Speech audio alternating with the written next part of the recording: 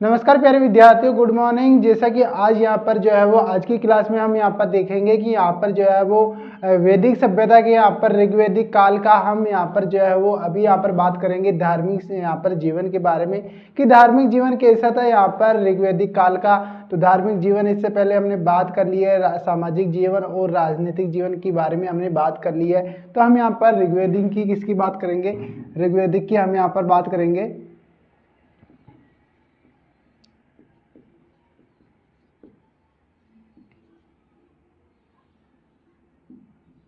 धार्मिक जीवन,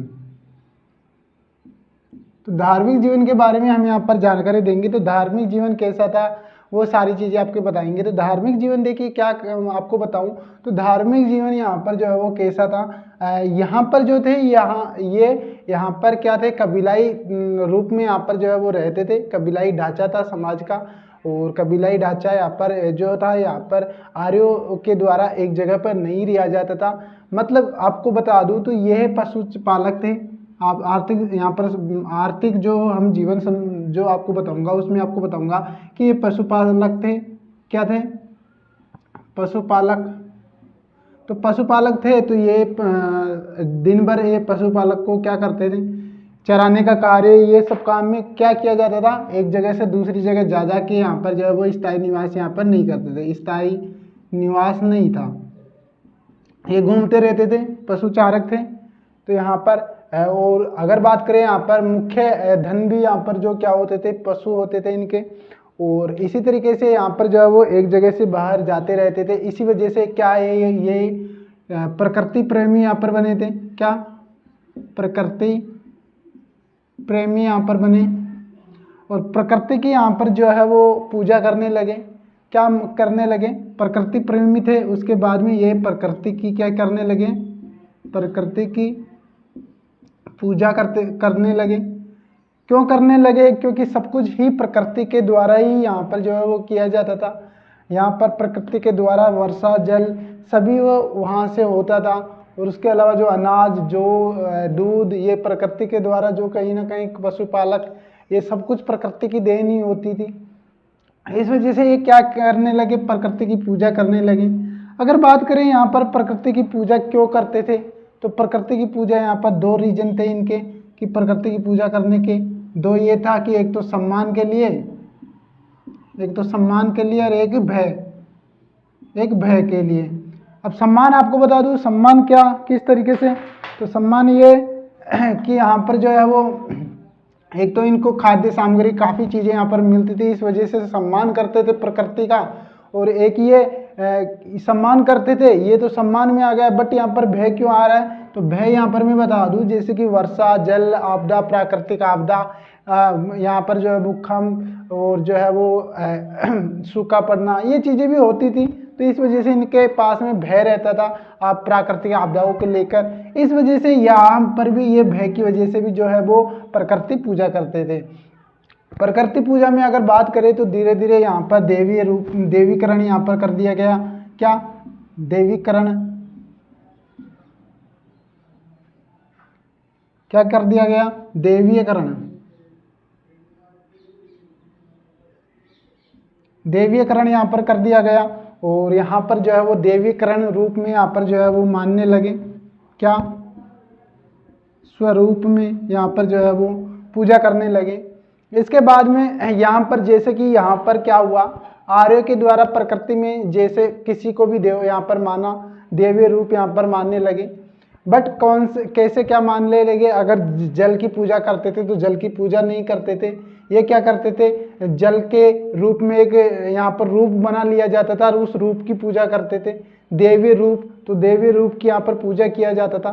तो जल की पूजा ना करके देवी रूप की पूजा किया जाता था। वायु हो गया, वायु की भी क्या कि देवी रूप में पूजा करते थे। आकाश की देवी रूप में पूजा करते थे। सभी की यहाँ पर जो है वो कहीं ना कहीं देवी रूप में पूजा करते थे। सूर्य का हुआ, तो धीरे धीरे क्या हुआ, इनको यहाँ पर जो है वो देवीकरण जो थे, यहाँ पर देवीकरण धीरे धीरे यहाँ पर मानव रूप में यहाँ पर चेंज होने लगा।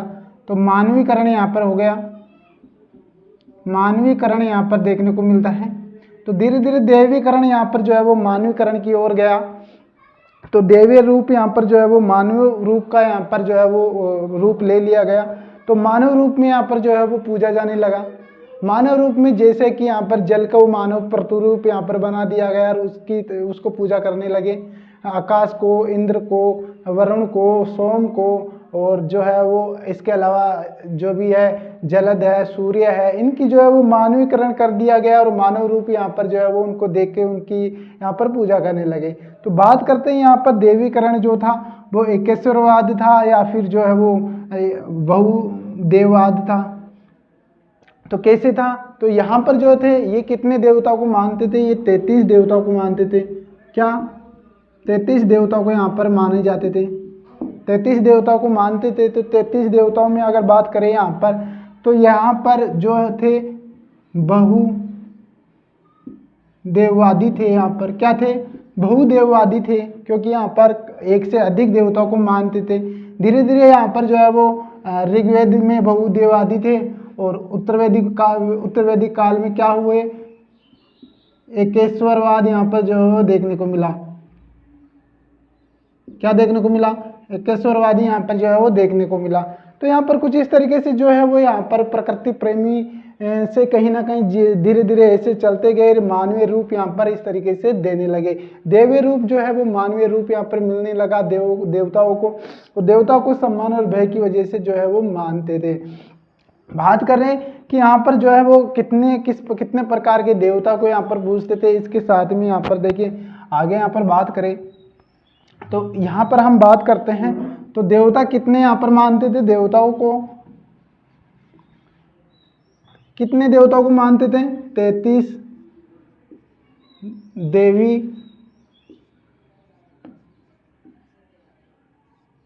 देवताओं को ही मानते थे। तो 33 देवी देवताओं को मानते थे। उनका वो कैसे क्या किया? देवीकरण किया गया, देवीकरण कर दिया गया। उसके बाद में क्या हुआ? मानवीकरण यहाँ पर जो है वो किया गया। यहाँ पर देवीकरण जो है वो कैसे थे? कैसे थे? बहु देववादी। कैसे थे? बहुदेववादी थे। और यहाँ पर जो है वो क्या हुआ? मानवीकरण यहाँ पर कर दिया गया देवताओं का। क्या कर दिया गया? मानवीकरण कर दिया गया। अब मानवीकरण हो गया तो यहाँ पर एक ही थोड़ी था कि यहाँ पर देवी थे, देवियाँ भी थी, यानी स्त्री और पुरुष यहाँ पर दोनों मिलते थे। मानवीकरण में यहाँ पर जो है वो कैसे रूप थे? तो एक यहाँ पर पुरुष रूपी और यहाँ पर जो है वो स्त्री रूपी। कैसे थे? पुरुष रूपी और स्त्री रूपी। अगर बात करें पुरुष को क्या कहते थे? देवता, और स्त्री को क्या कहते थे? देवी। तो यहाँ पर कहने लगे, अगर बात करें यहाँ पर तो देवता यहाँ पर जो है वो सर्वोच्च होते थे, देवता यहाँ पर जो है वो उच्च होते थे। देवता क्या होते थे? उच्च होते थे। देवियाँ क्या होती थी? निम्न होती थी। तो देवताओं की यहाँ पर जो है वो ज़्यादा यहाँ पर पूजा की जाती थी, यानी देवता को अच्छे मानते थे। और देवियाँ जो थी यहाँ पर निम्न मानी जाती थी। यहाँ पर संख्या में भी कम थी, जैसे कि सरस्वती हो गई और सोम हो गई, काफ़ी है वो कमी थी। इसके अलावा साथ में अब बात करें, यहाँ पर आगे बढ़ते हैं तो देवता हमें कितने प्रकार के देखने को मिले। हम यहाँ पर धीरे धीरे बात करते हैं तो देवता हमें 3 तरीके के यहाँ पर देखने को मिलते हैं। कितने? 3 तरीके की। जैसे कि यहाँ पर प्रकृति प्रेमी थे तो प्रकृति के जो थे देवताओं को मानने लगे, प्रकृति से मिलते जो भी लगा उनको देवी रूप देना था वो दे दिया उसको। उसके बाद में एक आकाशीय हो गए जिसमें जल, सूर्य हो गए, वरुण हो गए, इंद्र, तो उनको वहाँ पर जो है वो मान सम्मान देने लगे। और बीच में रह गए यहाँ पर अंतरिक्ष में, तो अंतरिक्ष वाले देवताओं को अंतरिक्ष में, यानी 3 यहाँ पर जो है वो कहीं ना कहीं जो है वो श्रेणियां बना ली गई देवताओं की। एक हो गया आकाश हो गया, अंतरिक्ष हो गया और पृथ्वी हो गया। पृथ्वी के देवताओं को पृथ्वी के देवता हो गए और अंतरिक्ष के और जो है वो आकाश के देवता। इस तरीके से यहाँ पर जो है वो काफ़ी सारे देवता हमें यहाँ पर देखने को मिलते हैं। चलिए एक एक करके हम सभी की बात करते हैं।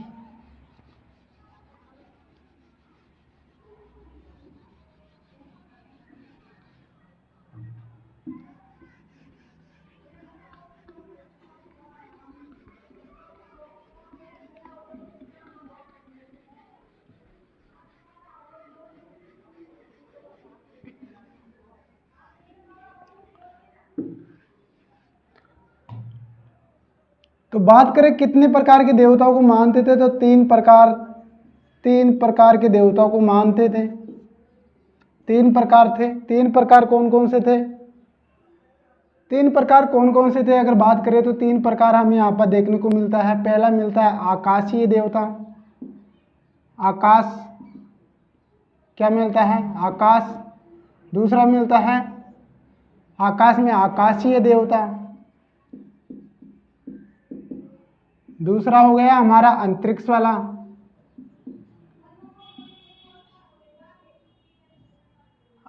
तो आकाशीय देवता, यहां पर हो गया अंतरिक्षीय देवता, और ये हो गया पृथ्वी देवता। तो ऐसे करके तीन देवता यहाँ पर तीन भागों में बांट दिया गया। आकाश के आकाशीय देवता हो गए, अंतरिक्ष के अंतरिक्षीय देवता हो गए, पृथ्वी के पृथ्वी देवता यहाँ पर देखने को मिलता है। तो तीन भागों में बांट दिया गया। अब यहाँ पर बात करते हैं तो इनको और कितने भागों में बांटा गया, कौन कौन से देवता थे, आकाशीय देवता कौन से थे और पृथ्वी अंतरिक्ष कौन कौन से थे। चलिए बात करते हैं, हम पूरी डिटेल से हम यहाँ पर जानते हैं। तो यहाँ पर जो है वो बात करें, यहाँ पर पहला हमारा आता है आकाश के देवता। क्या? आकाश के देवता। तो आकाश के देवता में आपको कौन कौन देखने को मिलेगा?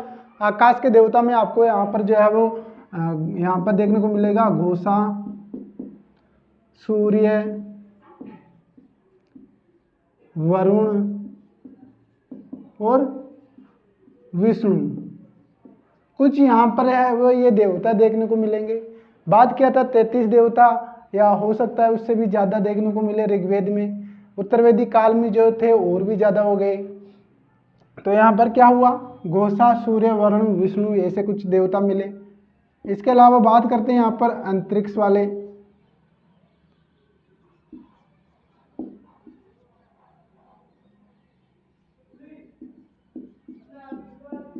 तो अंतरिक्ष वाले देवता की अगर बात करें तो अंतरिक्ष में कौन कौन से देवता यहाँ पर देखने को मिले, तो अंतरिक्ष में हम यहाँ पर देखने को मिला इंद्र और रुद्र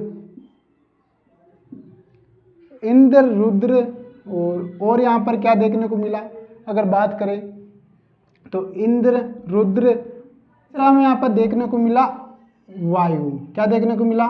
वायु। इसके बाद में अब यहाँ पर चलते हैं पृथ्वी के देवता। पृथ्वी के देवता, तो पृथ्वी के देवता हमें यहाँ पर कौन कौन से देखने को मिलते हैं अगर बात करें यहाँ पर, तो बात करें यहाँ पर पृथ्वी के तो हमें मिलता है सोम। इसके अलावा मिलता है हमें कौन सा? बृहस्पति। इसके अलावा बात करें यहाँ पर कौन सा मिलता है? सरस्वती। और एक और हमें यहाँ पर देखने को मिलता है अग्नि। तो यहाँ पर मोस्ट प्रमुख देवताओं को मैंने यहाँ पर लिया है। तो ये प्रमुख देवता थे। अगर बात करें और इसमें अगर बात करें आकाशीय देवता, तो आकाशीय देवता और हमें देखने को मिलते हैं, जैसे कि अगर बात करें अदिति, उषा, कुछ इस तरीके से यहाँ पर देवता यहाँ पर देखने को मिलते हैं। तो फिलहाल गाइस यहाँ पर तीन भागों में इस तरीके से बांट दिया गया। वापस से बात करते हैं, आकाश के देवता घोषा, सूर्य, वरुण, विष्णु, अदिति, उषा। अंतरिक्ष के देवता इंद्र, रुद्र और जो है वो वायु। पृथ्वी के देवता सोम, बृहस्पति और सरस्वती, अग्नि यहाँ पर देखने को मिला। अगर नोट डाल के यहाँ पर लिखिएगा, एक यहाँ पर लिखिएगा नोट डाल के कि जो थी अग्नि यहाँ पर जो है वो, चलिए डिटेल से हम बात करेंगे। अग्नि जो है वो यहाँ पर वायु देवता भी देखने को मिलती है। वायु मतलब अंतरिक्षीय यहाँ पर देवता भी मानी जाती है, आकाशीय देवता भी मानी जाती है, देवी और देवी देवता, और पृथ्वी देवी जो है वो देवी रूप भी यहाँ पर देखने को मिलता है। तो अग्नि जो है वो तीनों लोकों में यहाँ पर जो है वो मानी जाती है। इसके अलावा बात करते हैं और क्या बात करते हैं इसमें, तो हम यहाँ पर बात करें तो यहाँ पर कुछ बातें यहाँ पर लिखते हैं। तो कुछ बातें नोट डाल के आप यहाँ पर लिख लीजिएगा कि यहाँ पर जो देवी देवताओं को मानते थे ऋग्वेदिक काल में, जो देवी देवताओं को मानते थे उसमें यहाँ पर शब्दों का यहाँ पर जो था, शब्दों का क्या था? शब्दों का माया जाल नहीं था। क्या नहीं था? माया जाल नहीं था। किस में नहीं था? ऋग्वैदिक काल में। किस में नहीं था? ऋग्वैदिक काल में। बट धीरे धीरे यहाँ पर जो है वो उत्तरवैदिक काल में जैसे जाएंगे उसमें हम यहाँ पर जो है वो बहुत ही यहाँ पर शब्दों और यहाँ पर जो है वो यज्ञों के और उनके यहाँ पर जो है वो काफी सारे हमें यहाँ पर देखने को मिलेगा। कलिष्ट उलझन वाले सरल स्वभाव वाले नहीं थे। तो यहाँ पर क्या हुआ करते थे? ऋग्वेद में जो वेदों को यहाँ पर जो उच्चारण किया जाता था या फिर किसी भी मंत्रों का उच्चारण किया जाता था तो उसमें गलती हो जाती थी, बट उसको ऐसा नहीं माना जाता था। या फिर जो है वो बात करें यहाँ पर कि किसी भी गलती को यहाँ पर जो है वो उसको यहाँ पर कुछ भी उसके बारे में पनिश नहीं किया जाता था और गलती हो जाती थी तो हो जाती थी, कोई प्रॉब्लम नहीं था। लेकिन यहाँ पर धीरे धीरे उत्तरवैदिक काल में जाएंगे तो देवीय मंत्रों का जो है वो अशुद्धिकरण अगर कर दिया बोलने में तो वहाँ पर काफ़ी यहाँ पर जो है वो गलत माना जाता था। यहाँ पर क्या किया जाता था? यहाँ पर जो है वो प्रार्थनाएं क्या की थी? प्रार्थना सरल और सहज थी। क्या थी? सहज थी। इसके अलावा बात करें यहाँ पर यज्ञ करना सरल सहज था। यज्ञ भी क्या था? सरल और सहज था। धीरे धीरे उत्तरवैदिक काल में जो है वो काफी कठिन हो गया यज्ञ करना और ये सब चीजें। तो कुछ इस तरीके से हमें यहाँ पर देखने को मिलता है। अब आगे बात करते हैं यहाँ पर एक एक देवता की हम कि इनकी क्या विशेषता है। प्रमुख देवता कौन से माने जाते थे? नोट डाल के यहाँ पर लिख लीजिएगा। नोट डाल के यहाँ पर लिख लीजिएगा। प्रमुख देवता जो है वो इंद्र यहाँ पर थे। क्या थे? इंद्र प्रमुख देवता माने जाते थे। कौन से? ऋग्वैदिक काल में। किसमें? ऋग्वैदिक काल में। ऋग्वैदिक काल में इंद्र जो थे वो प्रमुख देवता थे। चलिए आगे बात करते हैं। आगे हम यहाँ पर जो है वो सभी देवताओं के जो मोस्ट प्रमुख है उन देवताओं के बारे में हम जानकारी देंगे और उन देवताओं के जो देवताएं हैं तो उनका कार्य भी बताएंगे, किस लिए उनको पूजा जाता था, वो सभी डिटेल हम देंगे। तो बात करें यहाँ पर किसके? पहला देवता कौन सा था? पहला देवता हम यहाँ पर कौन सा देखने को मिला? इंद्र। तो इंद्र हमें यहाँ पर देवता में देखने को मिला, जिसमें अगर बात करें यहाँ पर तो यह ऋग्वेद का प्रमुख देवता थे। क्या थे? प्रमुख देवता थे इंद्र। अगर यहाँ पर और बात करें यहाँ पर इंद्र के बारे में तो यह प्रतापी एवं महत्वपूर्ण देवता माने जाते थे। क्या माने जाते थे? प्रतापी एवं महत्वपूर्ण देवता माने जाते थे। इंद्र का उल्लेख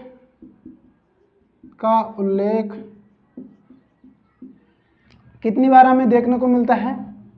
250 बार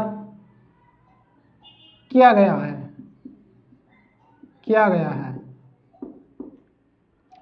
और आगे हम बात करते हैं तो यहां पर जो है वो इस देवता को पुरंदर कहा गया। अब पुरंदर क्यों कहा गया? पुरंदर की अगर बात करें तो पुरंदर क्यों कहा गया? तो यह गढ़ या किले को तोड़ने वाला देवता। तो ये देवता क्या था? ये देवता क्या थे? गढ़ क्या थे?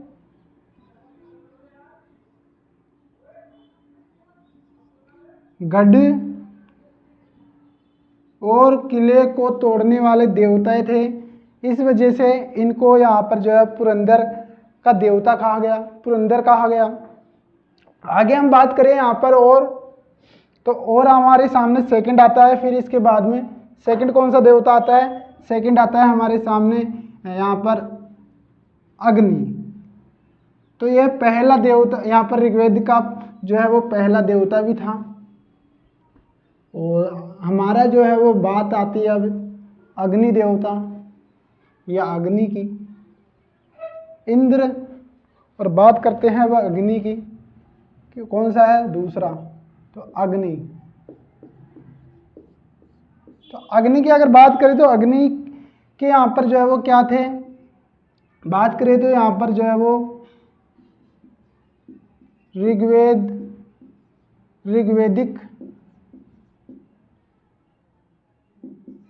वैदिक काल की दूसरी देवी या देवता। देखिए, देवी या देवता जो भी थे, देवता कौन से थे? दूसरे देवता थे। अगर बात करें यहाँ पर आगे, तो पुरुष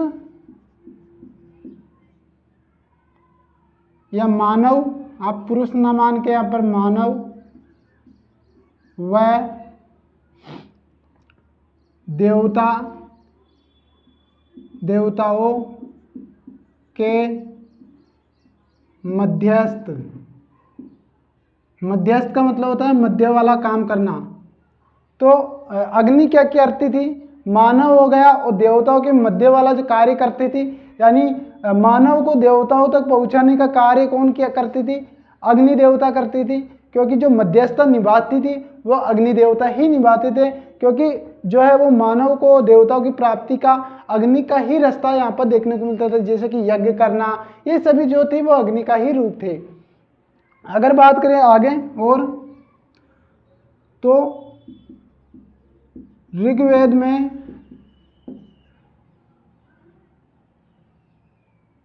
में मंत्रों में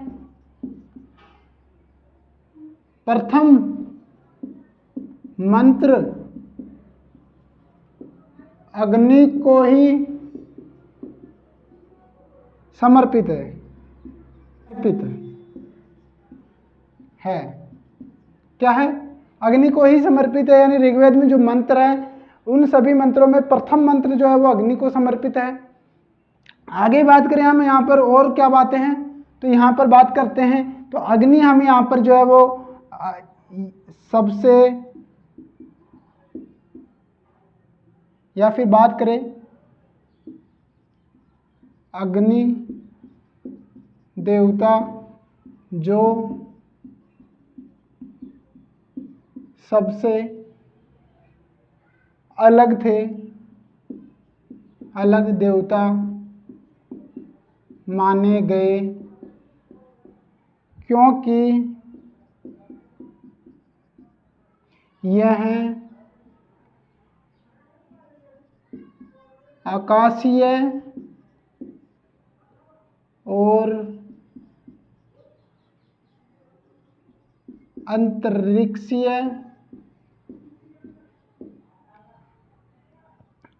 देवता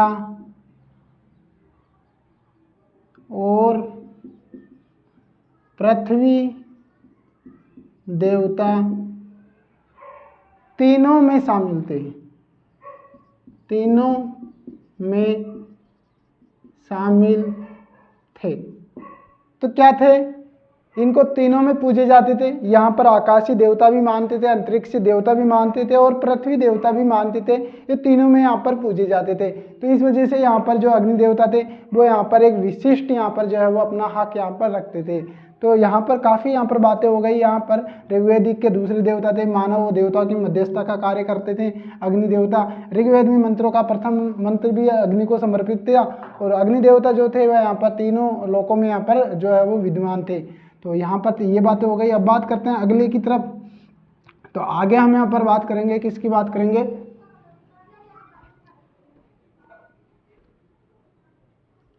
देखिए यहाँ पर विद्यार्थियों, यहाँ पर मोस्ट यहाँ पर जो भी देवता है उनकी बातें यहाँ पर कर रहे हैं। अग्नि देवता हो गया। अब यहाँ पर बात करेंगे, यहाँ पर तीसरे देवता है वरुण। तो वरुण देवता की हम बात करते हैं तो वरुण देवता की क्या विशेषता है। वरुण देवता यहाँ पर क्या है, तो वरुण देवता यहाँ पर जो है वो क्या है, वरुण कौन से देवता थे, तो यहाँ पर जल के देवता थे, जल के देवता, जलीय देवता थे। इसके अलावा बात करें तो यहाँ पर ऋतु के देवता, प्राकृतिक रूप के देवता। तो यहाँ पर इस तरीके से हमें देखने को मिलते हैं। इसके बाद में अगर बात करें यहाँ पर जो है वो आगे, तो आगे हम यहाँ पर बात करेंगे किसके बारे में, चलिए बात कर लेते हैं हम वरुण के बाद में यहाँ पर बात करते हैं हम यहाँ पर जो है वो चौथा आता है हमारा जो है वो सोम का। किसका, सोम का। तो सोम देवता यहाँ पर जो है वो क्या होते थे, सोम देवता यहाँ पर जो है वो ऋग्वेद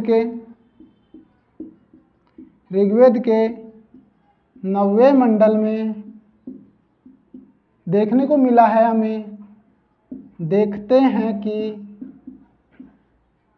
यह वनस्पति के देवता हैं। वनस्पति के देवता, या इसे बोल सकते हैं वनस्पति के रक्षक के रूप में माने जाते हैं। सोम क्या है, वनस्पति के रक्षक के मामले में यहाँ पर माने जाते हैं।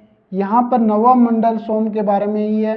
9वां मंडल सोम देवता को समर्पित है। क्या है, क्या है, समर्पित है। तो कुछ इस तरीके से हमें यहाँ पर जो है वो सोम देवता देखने को मिलते हैं। अब आगे चलते हैं हम, आगे अब यहाँ पर बात करेंगे किसके बारे में, यहाँ पर जो है वो मारुल के बारे में।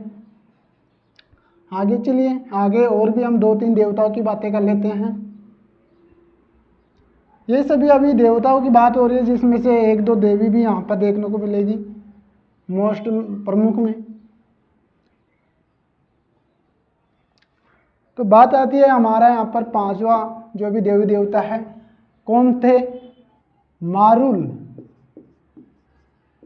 तो मारुल देवता में यहाँ पर क्या देखने को मिलता है, मारुल देवता थे जो हमें यहाँ पर क्या देखने को मिले, आंधी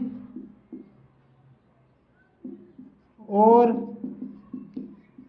तूफान के देवता। तूफान के देवता क्या थे, आंधी और तूफान के देवता यहाँ पर जो थे कौन थे, मारुल थे। और फिलहाल यही थी, अगर आंधी और तूफान चलता था तो मारुल देवता को ही जाना जाता था। इसके अलावा बात करें यहाँ पर 6ठे नंबर पे, तो हमें क्या देखने को मिलता है, उषा। तो उषा देवी हमें यहाँ पर जो है वो देखने को मिलती है। तो महिलाओं में अगर बात करें तो प्रमुख देवती थी, वो देवी थी, क्या थी, प्रमुख देवी, प्रमुख देवी मानी जाती थी। किसमें, ऋग्वेद में, ऋग्वेदिक काल में। किसमें, ऋग्वेदिक काल में। ऋग्वेदिक काल में अगर प्रमुख महिलाओं में प्रमुख देवी मानी जाती थी, किसमें मानी जाती थी, स्त्रियों में, स्त्रीय देवी में। तो कौन सी थी, उषा देवी। अगर बात करें किसकी देवी थी ये, तो यह प्रातः काल की देवी थी, प्रातः काल की देवी थी। और प्रमुख देवी मानी जाती थी ऋग्वेदिक की स्त्रियों में, कौन सी थी, उषा। इसके अलावा यहाँ पर एक और यहाँ पर देखने को मिलती है, 7वां नंबर की अगर बात करें तो 7वां नंबर पे थी अदिति। तो अदिति देवी यहाँ पर थी। तो अदिति देवी में हमें यहाँ पर क्या देखने को मिला, तो अदिति में यहाँ पर देखने को मिला कि यह देवताओं की महामाता मानी जाती थी, मानी जाती थी। तो क्या थी? मारुल की बात करें, आंधी और तूफानों का देवता थे। उषा थी, यहाँ पर जो है वो प्रमुख देवी मानी जाती थी स्त्रियों में ऋग्वैदिक काल की, और जो है वो प्रातः काल की देवी थी। और प्रातः काल की देवी थी अदिति थी, यहाँ पर देवताओं की महामाता मानी जाती थी। तो यहाँ पर सभी देवी देवताओं की हमने चर्चा कर ली है गाइस, सारी इन्फॉर्मेशन मैंने दे दी है सामाजिक जीवन के बारे में। अब यहाँ पर जो है वो हमारा ऋग्वैदिक काल का यहाँ पर जो है वो आर्थिक जीवन के बारे में और उसकी विशेषता के बारे में बताना बाकी रह गया, तो कल की वीडियो में वो भी बता देंगे। इसके अलावा राजनीतिक और सामाजिक जीवन के बारे में चर्चा हो चुकी है। इसके बाद में जैसे ही यहाँ पर कंप्लीट होते हैं, हम यहाँ पर चलेंगे उत्तर वैदिक काल की तरफ, और उत्तर वैदिक काल में भी हम यहाँ पर चर्चा ये करेंगे सारी चीज़ें कि उत्तर वैदिक काल में क्या क्या चेंजेस हो गए थे जो यहाँ पर जो है वो ऋग्वैदिक काल में नहीं थे। तो अगर बात करें यहाँ पर ऋग्वैदिक का थोड़ा थोड़ा अगर मैं और यहाँ पर बेसिक बता दूँ, तो ऋग्वैदिक काल में जो है वो यहाँ पर देवताओं को मानना, देवताओं के मंत्रों का उच्चारण करना बहुत आसान था, यज्ञों को करना बहुत सरल यहाँ पर सरल तरीका था। बट धीरे धीरे क्या हुआ, जो है वो ऋग्वैदिक उत्तर वैदिक काल की तरफ जाते हैं तो यहाँ पर यज्ञ करना बहुत कठिन हो गया था, उच्चारण करना, पाठ पूजा करना बहुत ही कठिन यहाँ पर जो है वो हो गया था। इधर थे यहाँ पर काफ़ी देवताओं के मानते थे, काफ़ी देवताओं को मानते थे, बट जो है वो इधर बहुवादी थे और उधर एकेश्वरवादी यहाँ पर बन गए थे। तो यहाँ पर काफ़ी चीज़ें हमें देखने को मिला, इधर यहाँ पर देवताओं को अच्छे से मानते थे, सरल स्वभाव से मानते थे, उधर जो है वो देवताओं को अंधविश्वासों की तरह मानने लगे, अंधविश्वासों की तरह बलि देना लगे। इधर बलि के साक्ष्य के रूप में अगर बात करें, बलि यहाँ पर दी जाती थी। तो बलि किसके रूप में यहाँ पर दी जाती थी? दूध व दही या घी या फिर शहद या फिर नॉर्मल जो सब्जी या जो भी फल फूल, इनके यहाँ पर जो है इनसे निर्मित